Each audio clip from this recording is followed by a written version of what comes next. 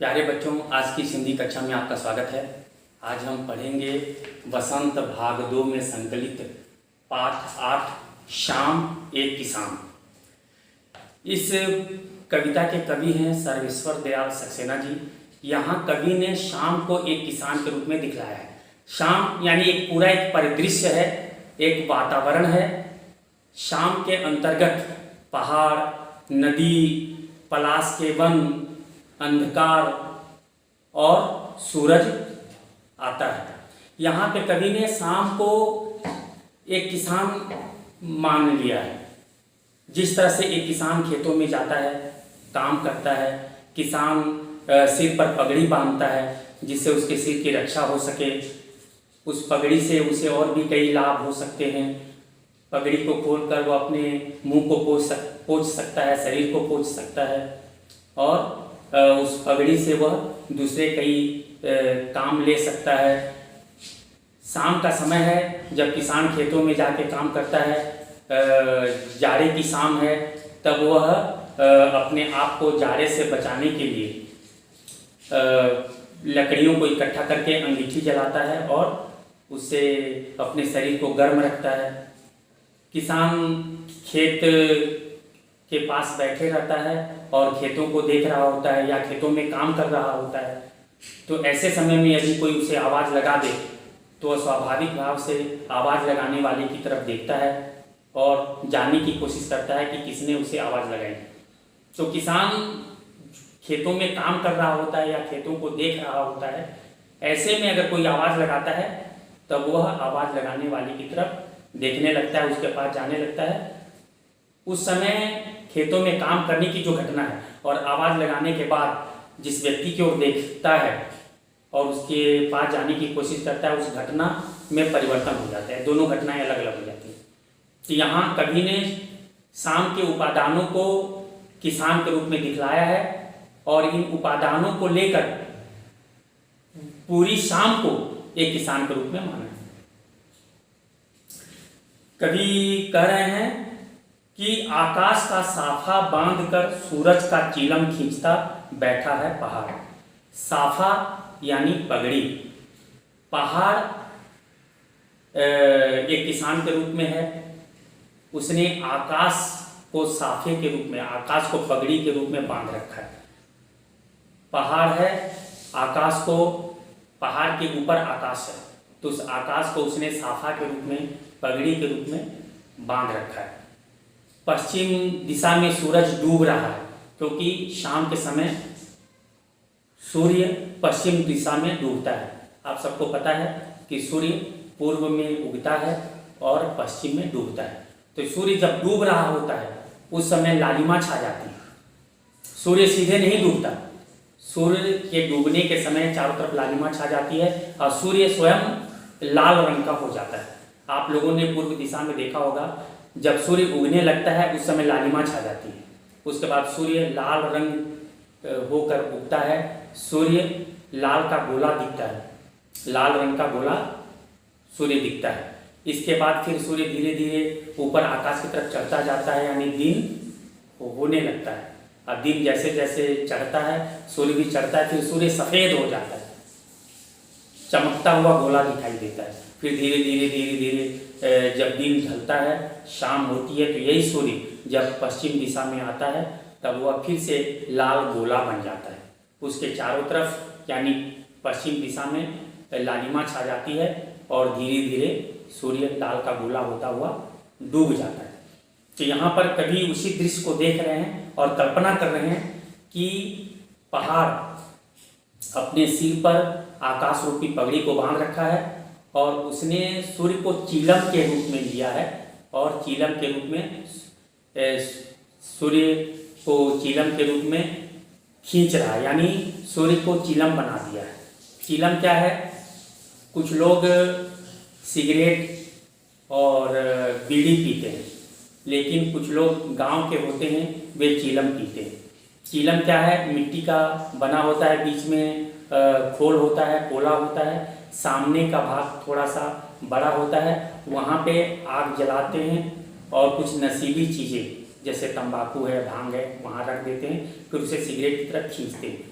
जो सामने का भाग जलने लगता है और मुंह में धुआं चला जाता है और व्यक्ति जो चीलम पीने का लती है उसे अच्छा लगता है। तो यहाँ पर जो पहाड़ है वह सूरज रूपी चीलम को खींच रहा है। सूर्य लाल है, चीलम का जो सामने वाला भाग होता है जब उसे खींचा जाता है तो वहाँ पे आग दहकती है, तो वहाँ पे आग जलने के कारण वहाँ लाल दिखाई देता है। तो यहाँ सूर्य भी इस समय लाल हुआ है। तो यहाँ सूर्य की तुलना कवि चीलम के साथ कर रहे हैं, यानी सूर्य रूपी चीलम को पहाड़ रूपी किसान खींच रहा है। घुटनों पर पड़ी है नदी चादर सी, और किसान जब खेतों में काम कर रहा होता है या खेत में जाता है तब वह चादर ओढ़ लेता है। यह जो दृश्य है यह जाड़े की शाम का दृश्य है। तो जाड़ा है इसलिए जो किसान है वह चादर ओढ़ा हुआ है और बैठा हुआ है। तो इससे क्या है, चादर के कुछ भाग उसके घुटने पर पड़े हुए हैं। तो यहाँ पहाड़ किसान के रूप में बैठा हुआ है और पहाड़ की तलहटी पर, पहाड़ के नीचे से एक नदी बह रही है। तो कभी नदी को चादर के रूप में कल्पना कर रहा है कि जो नदी क्या है वो चादर है। पहाड़ किसान के रूप में बैठा हुआ है और उसके घुटने के पास से नदी बह रही है, यानी घुटने के पास नदी चादर के रूप में पड़ी हुई है। अब यहाँ चादर के रूप में कवि क्यों कल्पना कर रहा है नदी को, क्योंकि नदी का जल सफ़ेद होता है। आप सभी को पता है कि जो जल है वह रंगहीन होता है, जल का अपना कोई रंग नहीं होता। वाटर इज कलरलेस, पानी रंगहीन होता है, उसमें जो रंग मिला दिया जाए वह उसी रंग का हो जाता है। लाल रंग, पीला रंग, हरा रंग, जो रंग आप पानी में मिलाएंगे पानी उसी रंग का हो जाएगा। लेकिन यदि कोई रंग नहीं है तब वह दूर से सफ़ेद जैसा दिखता है। तो यहाँ नदी, चौड़ी सी नदी पहाड़ के नीचे से बहती जा रही है। तो ऐसा लग रहा है कि कवि कल्पना कर रहा है कि पहाड़ के घुटने पर चादर पड़ी हुई हो। पास ही दहक रही है पलाश के जंगल की अंगीठी। किसान खेतों में जब काम कर रहा होता है, ठंड का समय होता है, जाड़े की शाम होती है, तब क्या करता है वह सामने कुछ लकड़ियों को इकट्ठा करके अंगीठी जलाता है, अलाव जलाता है और अपने शरीर को गर्म रखता है। तो यहाँ पहाड़ भी किसान के रूप में बैठा हुआ है। उसने सिर पर आकाश रूपी साफे बांध रखे हैं, वह सूरज रूपी चीलम को खींच रहा है।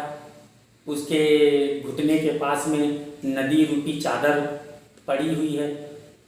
तो वह इस ठंड भरी शाम से बचने के लिए क्या कर रहा है, पलाश के जंगल की अंगीठी जला रखी। पलाश एक फूल होता है, वह पलाश के पेड़ में लगता है। पलाश का पेड़ होता है, उसमें पलाश के फूल लगते हैं। पलाश के फूल लाल रंग के होते हैं, सुर्ख लाल रंग के होते हैं। कहीं अगर पलाश का जंगल है और उसमें पलाश के फूल खिले हों तो दूर से ऐसा लगेगा जैसे वहाँ आग लग गई हो। पलाश के फूल आग की तरह दिखाई देने लगते हैं।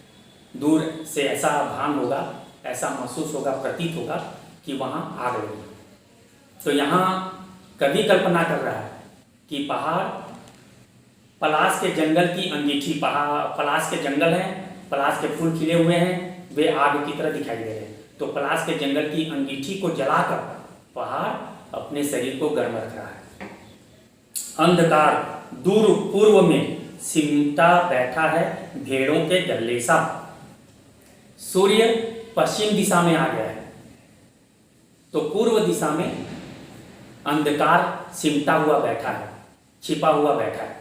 किस तरह से सिमटा हुआ बैठा है, जैसे भेड़ों के गल्ले मतलब झुंड, भेड़ों के झुंड जिस तरह आपस में सट कर सिमट कर बैठे रहते हैं, उसी तरह पूर्व दिशा में अंधकार बैठा हुआ है।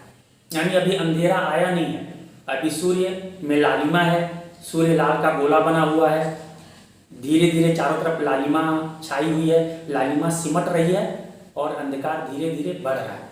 अभी अंधकार आया नहीं है। जब अंधकार धीरे धीरे आ जाएगा और अंधकार बढ़ने लगेगा तब सूरज डूब जाएगा और अंधकार जैसे चारों तरफ फैल जाएगा, उसके बाद रात हो जाएगी। यहाँ कवि कल्पना कर रहे हैं कि अभी अंधकार आया नहीं है, अंधकार दूर पूर्व में भेड़ के गल्ले सा बैठा हुआ है, सिमटा हुआ बैठा हुआ है।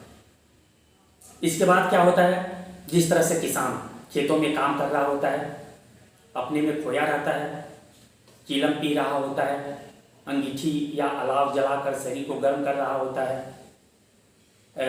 सिर पर पगड़ी बांधे रहता है जिससे कि ठंड से बचाव हो सके, और चादर ओढ़े रहता है। ऐसे समय में यदि कोई उसे आवाज़ लगा दे, सुनते हो, तो क्या होगा, किसान उसकी तरफ देखने लगेगा और वह जो कार्य कर रहा है वह कार्य कुछ समय के लिए बंद हो जाएगा, वह बोलने वाले की तरफ देखेगा, उसकी तरफ आकृष्ट होगा। यहाँ ऐसे ही है, पहाड़ एक किसान के रूप में बैठा हुआ है। उसी समय क्या होता है, अचानक बोला मोर, उसी समय एक मोर बोलता है। जैसे किसी ने आवाज़ दी, सुनते हो, और जैसे मोर बोलता है ऐसा लगता है जैसे कोई पुकार रहा हो कि सुनते हो, और जैसे ही सुनते हो की आवाज़ आती है, जैसे ही मोर की आवाज़ आती है, दृश्य बदल जाता है। दृश्य कैसे बदलता है, चीलम औंधी, चीलम औंध जाती है, चीलम बुझ जाती है। चीलम को अगर उसे उल्टा कर दे तो चीलम बुझ जाएगी, तो चीलम बुझ जाती है और धुआं उठा, और धुआं उठने लगता है। आप देखे होंगे यदि आग को हम बुझा दें तो आग से धुआं उठने लगती है। उसी तरह चीलम क्या है, जब हम जो भी चीलम को फूंक मार कर पीते हैं, अंदर की तरफ चीलम के धुएं को खींचते हैं, तो चीलम का सामने का जो भाग है वो जलने लगता है। इसके बाद जब चीलम को बुझा दिया जाए तो सामने के भाग से धुआं उठता है। तो यहाँ कवि कल्पना कर रहे हैं कि जैसे ही चीलम औंधा, यानी सूरज रूपी चीलम जैसे ही नीचे की तरफ यानी कि डूबने के कगार पर पहुंचा, चारों तरफ धुआं सा उठने लगा, यानी अंधेरा सा छाने लगा। यहाँ धुआं क्या है, अंधेरे के रूप में, अंधेरा अब वहाँ धीरे धीरे छाने लगा। सूरज डूबा और अंत में सूरज डूब गया। जैसे सूरज डूबा अंधेरा छा गया, चारों तरफ अंधेरा छा गया, और अंधेरा छाते ही रात हो गई। तो यहाँ कभी सूरज, पहाड़, नदी और अंधकार, पलाश के वन, इन सबको लेकर शाम की कल्पना कर रहा है। यानी ये शाम है और ये सभी मिलकर एक किसान के रूप में सामने आए हुए हैं, यानी शाम एक किसान के रूप में है। कवि ने यहाँ प्रकृति का सुंदर वर्णन किया है। यह वर्णन यह बतलाता है कि कवि शाम को किस रूप में देख रहा है।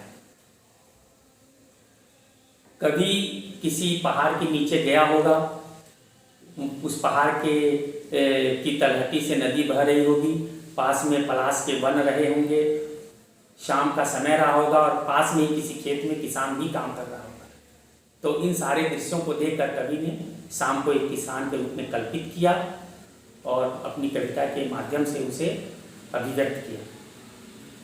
प्यारे बच्चों, मुझे पूरा विश्वास है कि आप इस कविता को भली भांति समझ गए होंगे। धन्यवाद।